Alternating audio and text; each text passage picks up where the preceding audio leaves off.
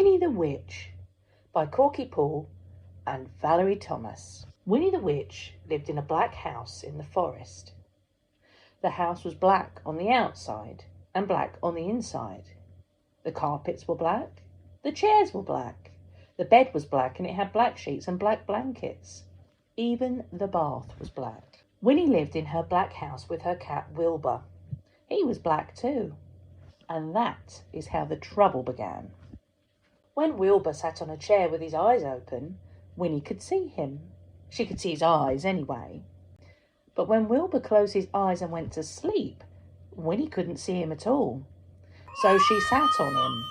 When Wilbur sat on the carpet with his eyes open, Winnie could see him. She could see his eyes anyway. But when Wilbur closed his eyes and went to sleep, Winnie couldn't see him at all. So she tripped over him. One day, after a nasty fall, Winnie decided something had to be done. She picked up her magic wand, waved it once, and abracadabra! Wilbur was a black cat no longer. He was bright green. Now, when Wilbur slept on a chair, Winnie could see him.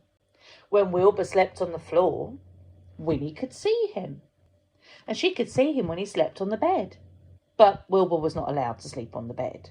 Come on, you! Off! So Winnie put him outside. Outside in the grass. When Wilbur sat outside in the grass, Winnie couldn't see him, even when his eyes were wide open. Winnie came hurrying outside, tripped over Wilbur, turned 3 somersaults, and fell into a rose bush. Oh! This time, Winnie was furious. She picked up her magic wand, waved it 5 times, and abracadabra! Wilbur had a red head, a yellow body, a pink tail, blue whiskers, and 4 purple legs.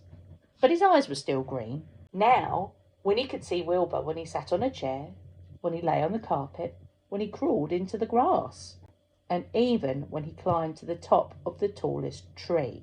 Wilbur climbed to the top of the tallest tree to hide. He looked ridiculous, and he knew it. Even the birds laughed at him.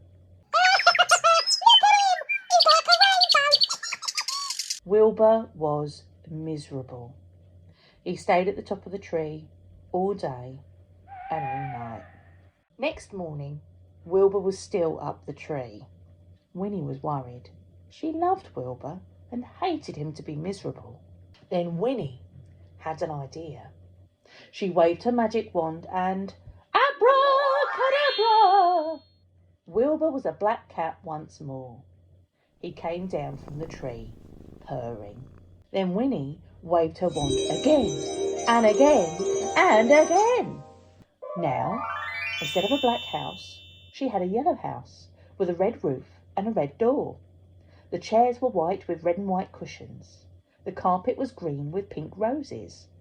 The bed was blue with pink and white sheets and pink blankets. The bath was a gleaming white.